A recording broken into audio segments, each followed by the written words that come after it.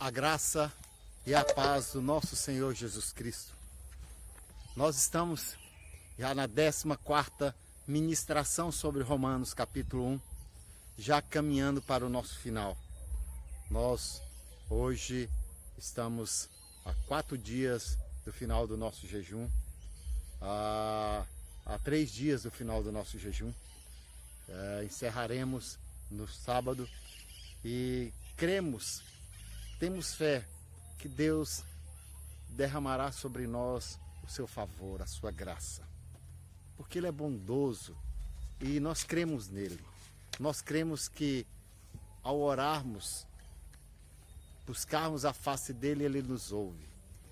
E hoje nós estaremos falando sobre um assunto principal de Romanos capítulo 1, que diz o seguinte: pois não me envergonho, verso 16 de Romanos 1, não me envergonho do Evangelho, porque é o poder de Deus para a salvação de todo aquele que crê, primeiro do judeu e também do grego, visto que a justiça de Deus se revela no Evangelho, de fé em fé, como está escrito, o justo viverá por fé.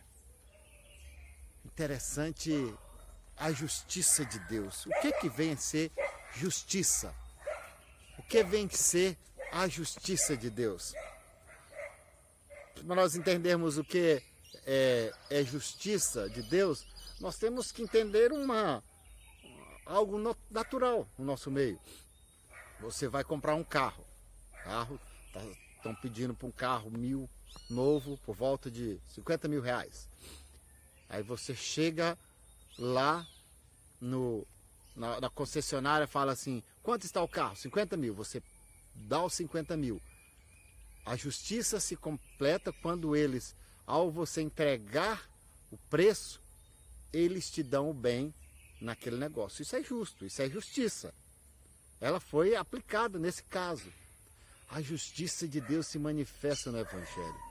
Romanos, no capítulo 3, fala que, de acordo com a justiça de Deus, todos nós deveríamos morrer, pois todos pecaram e carecem da glória de Deus. Havia uma sentença de morte sobre todos. A justiça de Deus era exterminar todos. É por isso que todos nós estamos caminhando para o abismo. Mas há um meio de essa justiça ser mudada. Deus, para que nós possamos pagar o preço, para que nós mudemos a rota, mudemos o caminho da nossa vida. É através da justiça de Deus. E a justiça de Deus aqui, Romanos capítulo 5, versículo 1, fala: justificados, pois, pela fé. E olha aqui, continuando no capítulo 3. Sendo justificados gratuitamente. Preço foi pago da justiça de Deus gratuitamente. Para você comprar um carro, você tem que dar o preço e eles te entregarem o bem. O preço da sua salvação é de graça. O preço da sua redenção, da sua mudança de rota, da sua mudança de local, do abismo para estar com Deus, para se tornar filho, é de graça. É por fé, é crer apenas na obra de Cristo, crer na obra redentora, sendo justificados gratuitamente por sua graça, mediante a redenção que há em Cristo. Redenção, a compra. Cristo pagou o preço do nosso pecado. Deus havia instituído um preço para o pecado, que era a morte. Deus havia instituído um preço para saldar esse pecado, a morte de alguém puro, santo e justo. Jesus veio ao mundo para pagar esse preço. E ele veio e viveu como homem, tinha que ser um homem puro, santo e justo. Pilatos, quando Jesus é apresentado a Pilatos fala: não vejo nele pecado algum. Serve para o sacrifício. Em outras palavras, esse vale como sacrifício pelo preço do pecado. Jesus na cruz, quando termina todas as coisas, tudo se cumpre. Ele falou, olha, Pai, está consumado. Em tuas mãos entrego o meu espírito. Em outras palavras, ele estava falando, Pai, tudo que precisava para a redenção do homem, para redimir o homem, para regenerar o homem, eu fiz, Pai. Tinha que ser um homem puro. Eu sou Deus, mas eu vim como homem para pagar esse preço do pecado. Eu vim pagar a tua justiça. Eu vim pagar o preço que o Senhor mesmo havia instituído do pecado. Eu paguei, Pai. Pai, eu estou aqui entregando a minha vida agora. Depois de tudo se cumprir, depois de todas as tentações, depois de todas as provações, de tudo que eu passei aqui na terra, eu cumpri o preço. Eu paguei o preço. A tua justiça está satisfeita, Pai. E aí, ele fala, Pai, em tuas mãos entrego o meu espírito. A justiça de Deus foi satisfeita. É por isso que, passando uma página a mais, fala, justificados, pois, mediante a fé, temos paz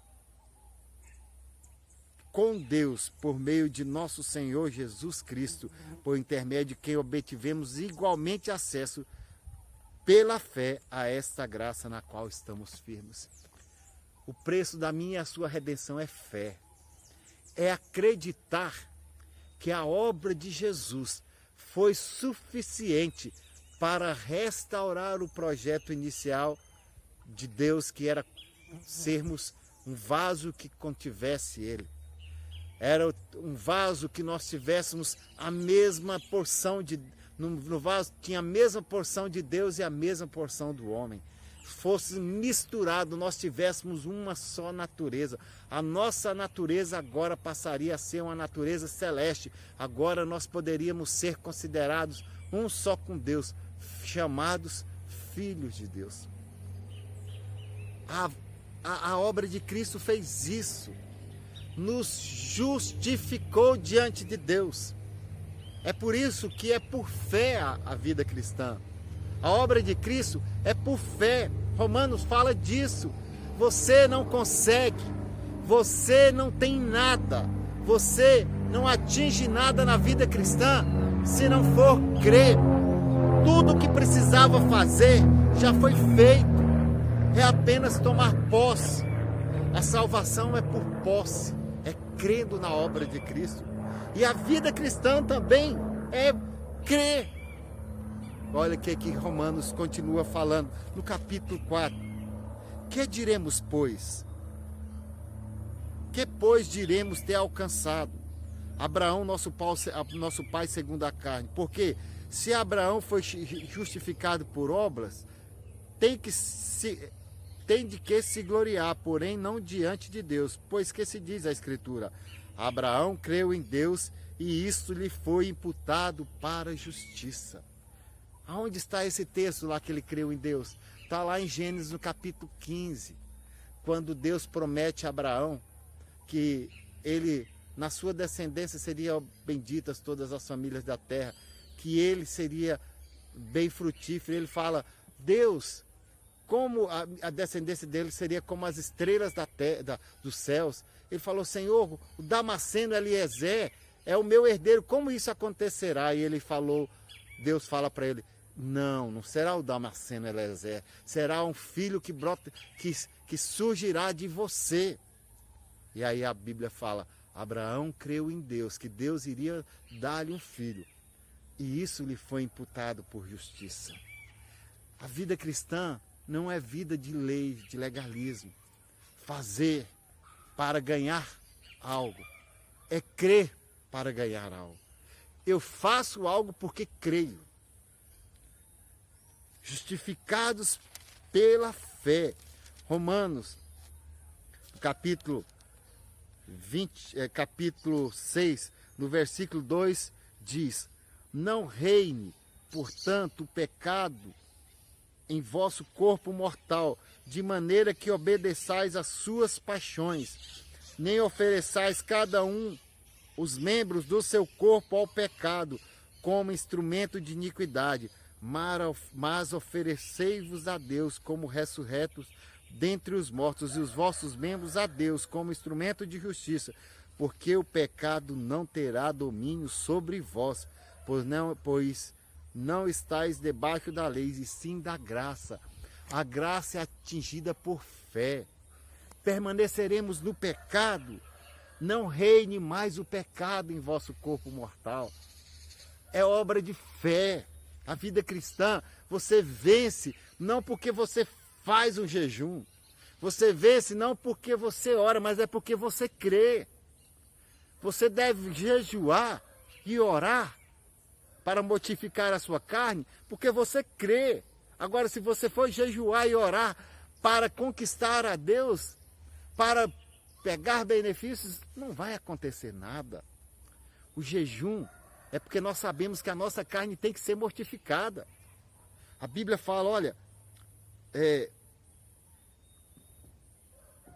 oferecei-vos a Deus como ressurretos dentre os mortos, e os vossos membros a Deus como instrumento de justiça. Nós estamos colocando os nossos membros, o nosso corpo, como instrumento de justiça. Senhor, nós queremos que esse corpo reflita a tua glória. Nós queremos que esse corpo manifeste o teu poder. Cremos que é o Senhor que pode fazer isso. Não é porque nós somos fortes em nós mesmos, não é porque nós temos capacidade de vencer o pecado, vencer a carne, vencer o diabo. Nós cremos que, colocando à sua disposição, nós cremos que o Senhor irá manifestar a vida ressurreta no nosso corpo. É isso que Romanos fala. Não a sua salvação é pela fé, mas a vida cristã é uma vida de fé. A vida cristã é uma vida de romper em fé. A vida cristã não se conquista nada de obras. Quando Deus fala lá em Romanos, lá em Lucas, sobre a palavra que Jesus fala, a palavra do filho pródigo, é interessante que o filho pródigo, ele